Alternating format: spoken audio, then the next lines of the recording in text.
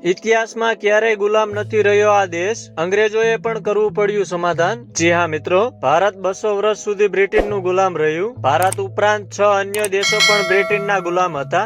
એક અભ્યાસ મુજબ એવું જાણવા મળે છે કે બ્રિટનને વિશ્વમાં લગભગ 90% દેશ પર હુમલો કર્યો હતો। તેમાં વિશ્વમાં સૌથી શક્તિશાળી દેશ અમેરિકાનો પણ સમાવેશ થાય છે। આ ઉપરાંત વિશ્વમાં Nepal, Bhutan, Iran, Saudi Arabia જેવા દેશ પણ છે જે બ્રિટનના ગુલામ ન હતા, પરંતુ આ બધા દેશમાં એક એવો દેશ છે જે ક્યારેય કોઈ દેશના ગુલામમાં રહ્યો નથી। તે નેપાળ દેશ છે। નેપાળ દેશ એક એવો છે જ્યાં ક્યારેય કોઈએ શાસન કર્યું નથી। નેપાળ ઇતિહાસમાં ક્યારેય કોઈનું ગુલામ બન્યું નથી। જ્યારે ભારત પર અંગ્રેજો લૂંટની ચરમસીમા વટાવી ગયા, વિશ્વમાં ભાગ્યે જ કોઈ એવી સત્તા હશે કે જેણે ભારતને લૂંટ્યું ન હોય કે તેને લૂંટવાનું વિચાર્યું ન હોય। તેમજ તેમાંથી ઘણા શાસનોએ ભારત પર વર્ષો સુધી રાજ કર્યું છે, પરંતુ ભારતનો પાડોશી દેશ નેપાળ પર કોઈ રાજ કરી શક્યું નથી। મિત્રો, શું છે તેની પાછળનું કારણ તે પણ જણાવી દઈએ। જ્યારે ખબર પડે કે નેપાળ ક્યારેય કોઈનું ગુલામ નથી રહ્યું, તો પ્રશ્ન એ થાય કે આવું કઈ રીતે બની શકે? બની શકે નેપાળમાં એવું કઈ હોય જ નહીં કે તેના પર રાજ કરી શકાય, પરંતુ મોટા પ્રમાણમાં કોઈ દેશ પોતાને શક્તિશાળી બનાવવા અન્ય દેશને ગુલામ બનાવે છે, જે શક્તિશાળી હોવાની નિશાની છે। પરંતુ તેમ છતાં પણ નેપાળ પર કોઈ રાજ કરી શક્યું નથી। વાસ્તવમાં એવું નહોતું કે નેપાળ નાનો દેશ કે ગરીબ દેશ હતો, તેથી તેના પર કબજો કરવામાં આવ્યું ન હતું।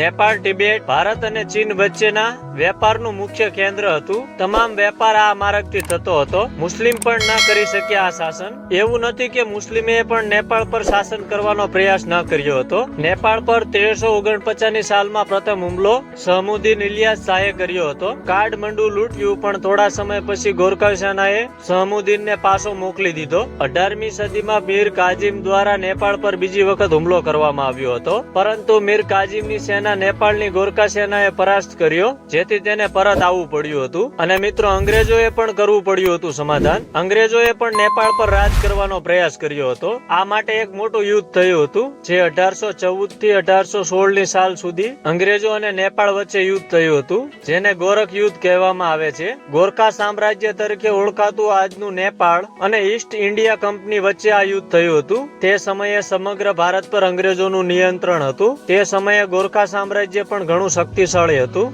ગોરખાઓએ સિક્કા કમાવ અને ગઢવાલ પર કબજો કર્યો હતો, તેમજ અવધ કબજે કરવાનું પણ મન હતું। તે સમયે અવધ ઈસ્ટ ઇન્ડિયા કંપની હેઠળ હતું। બંને વચ્ચે યુદ્ધ થયું, પરંતુ તેનું કોઈ પરિણામ આવ્યું નહીં। અંતે બંને વચ્ચે એક કરાર થયો। આ પછી ગોરખાઓએ કુમાઉ અને ગઢવાલ પ્રદેશો અંગ્રેજોને સોંપી દીધા, અને અંગ્રેજોએ નેપાળ પર ફરી હુમલો નહીં કરવાનું વચન આપ્યું। તો આ હતી મિત્રો નેપાળ દેશની માહિતી। ઇતિહાસમાં ક્યારેય કોઈનો ગુલામ નતો નેપાળ દેશ। તો મિત્રો, શું તમે આના વિશે જાણતા હતા? કમેન્ટ જરૂર કરજો। વિડીયો પસંદ આવ્યો તો વિડીયોને લાઈક, શેર અને સબસ્ક્રાઇબ કરજો, અને આવા જ વિડીયો જોવા માટે અમારી સાથે જોડાયા રહો।